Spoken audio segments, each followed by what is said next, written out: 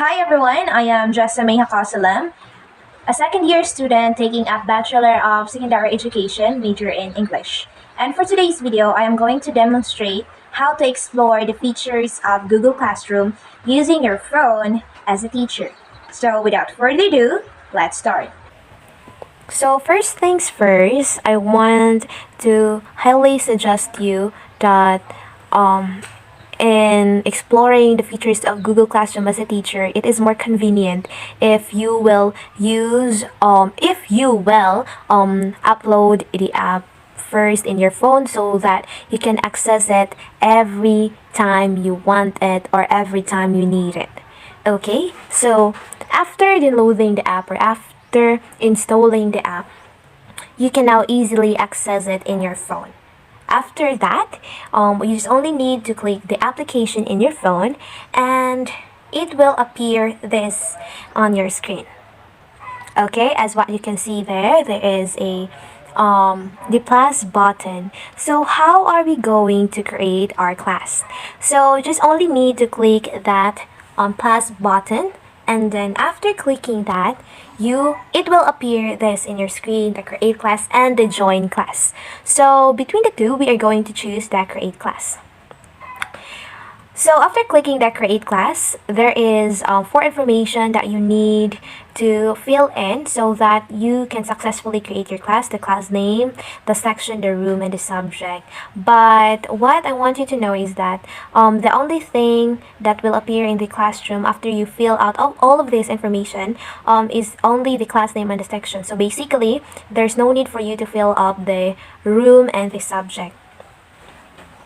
So as what you can see, I already fill out the class name and the section. So what I put in the class name is Miss Jess's class, along with the subject, which is oral communication. So I think it is better idea to put your name along with the subject so that your student can easily identify which is your class among all of the subject that they are taking. And under the section, you just only need to put their black section.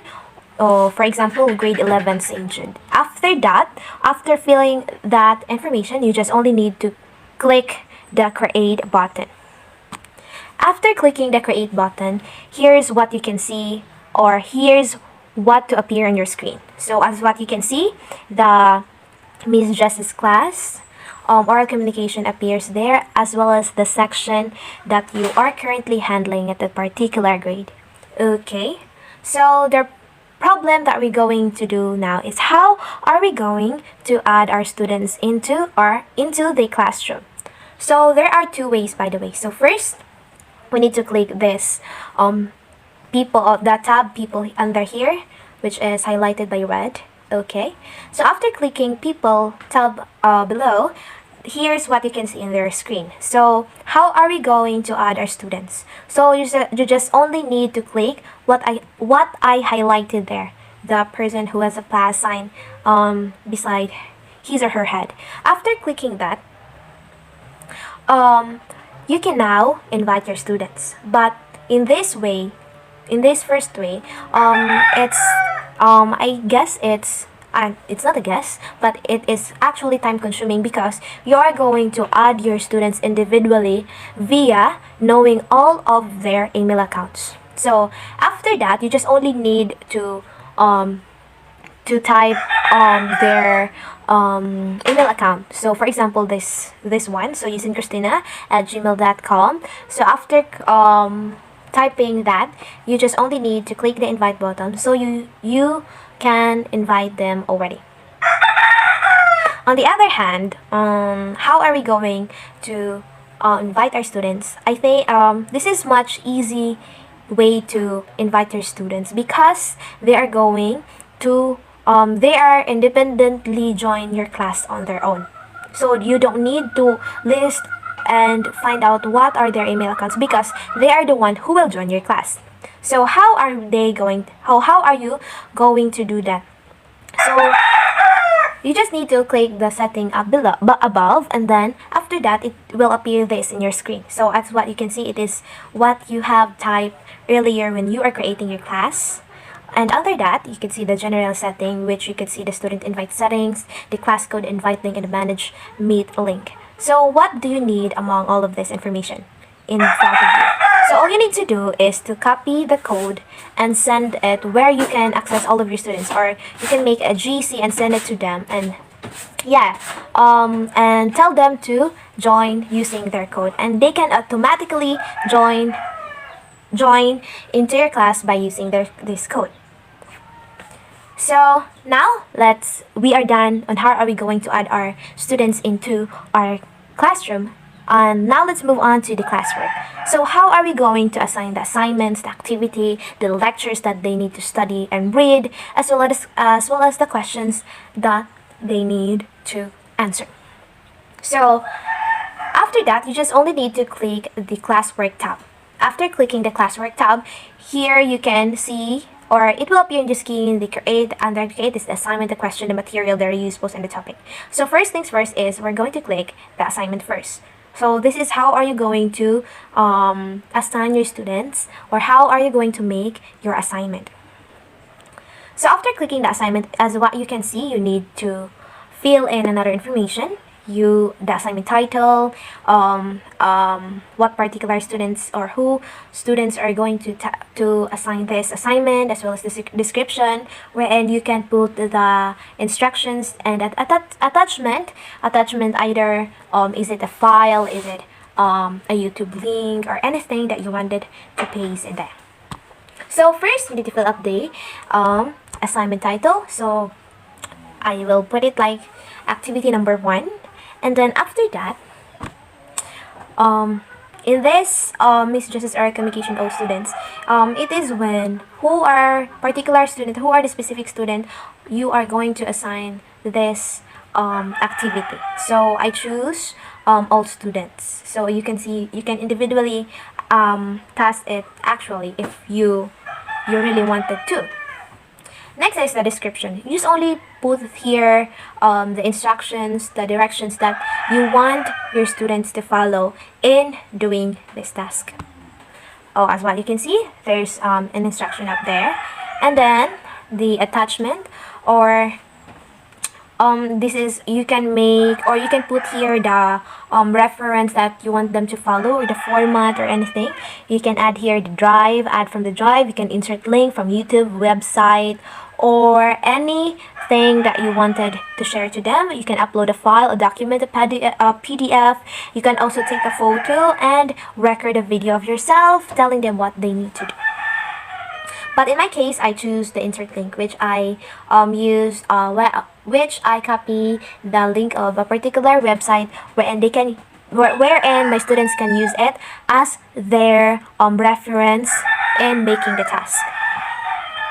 After that, you can first is you can also add many attachment, or as many as possible.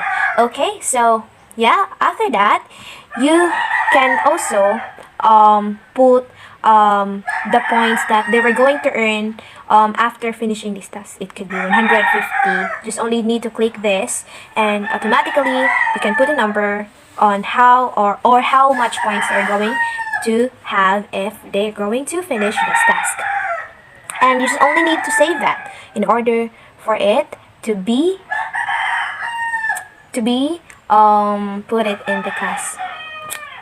After that, you can also put the deadline of the task that you have give to your student. You just only need to put the date, the month, the day, the time. So, and after that, you can just automatically save it. After finishing, after filling in all the important information that you have put in your task, you just only need to click the assign button, and it will automatically display in your Google Classroom stream. So now let's move on to the question and how we're going to create a question in the Google Classroom. So it's just like similar to what we have done to assigning an assignment. So you just only need to fill in the question title, who are the specific students you are going to assign this question, the instructions or the directions that they need to follow in answering this question. And also you can add an attachment, designated points that they're going to earn after doing the task, and also the date or the time in which they're going to pass this question. So yeah, what I put in the title is Let's Ponder, and I assigned it to all of my students, and I put the direction, which is to watch the video, and after that question, answer the question given. And then you can also choose if students can edit their answer or student can reply to each other, and all of that. And now let's move on, and how are we going to give our material to our students in the Google Classroom? So first, you are just going to click the material button, and then after clicking that, you can see here that you need to provide the material title, the students who are you going to assign this material, as well as the description, or in other words, the directions or instructions for you. Instructions that you will be given to your students, as well as the attachment that will help them comprehend the lessons appropriately and correctly. So yeah, that's all. And then yeah, just like what I have said earlier, you need to fill in all of this information so that you can easily post this into your Google Classroom stream. So what I did here is just I put the material title, which is the lecture notes on elements of communication. I also assigned it to all of my students, as well as I give the instruction and directions, and I also provide YouTube link, website link, as well as document for them to see and read, as well as to comprehend. Okay, next is reuse posts. So basically, it is just about reposting your post that you already posted on your stream, as well as the in topic. It's just about categorizing all of your postings in the stream. And now let us see what is the use of the setting button above. So just click the setting button, and then here's what you see after clicking the button. And then you can see the title, which I already filled in during amazing creating these classrooms, as well as the description, the section, and the subject, the room, and general student invite setting. I think you saw it earlier. The class code, it's in here, the invite link, and as well as the management link, and the stream settings. So in stream settings, you have here the authority. If you want, your student can post and comment. If you want the student can comment only, or you as a teacher wanted to post on your stream yourself. Okay, so if you decide what is the ways you are preferred to, so just only click on the preferred choice. And then how about these three dots on the setting button? So what is the use of this? So you can click the refresh so that you can see what is new, or what is the new posting in your stream. So now let's move on. And how are we going to grade our students, and how are we going to know if that particular students already passed their assignments, their output, or anything they need to comply, and how are we going to score them? So just click the post that you have posted in your stream, and then after clicking that, this is what will appear in your screen. So as you can see the instructions, wherein you can see there the due date of that particular lesson or particular activity, as well as the point that you given to them after finishing the task, as well as the descriptions or directions that you given to them, as well as the student work. So in student work, you can see here who among your students submit their output on time or who are late.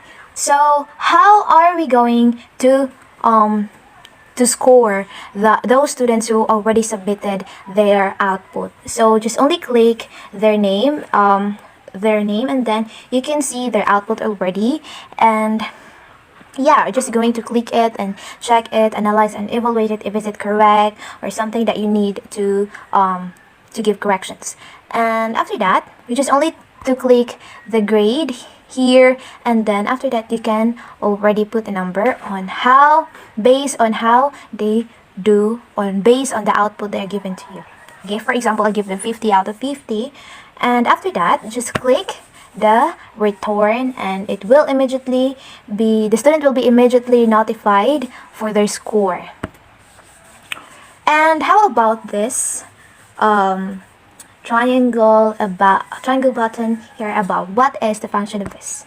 So after clicking that, you can see all of the work of your student who already submitted their output. So that would be all, everyone. I hope that you learned something about this video, and hope that you would be able to use it in using the Google Classroom. So that would be all. Thank you for watching. God bless.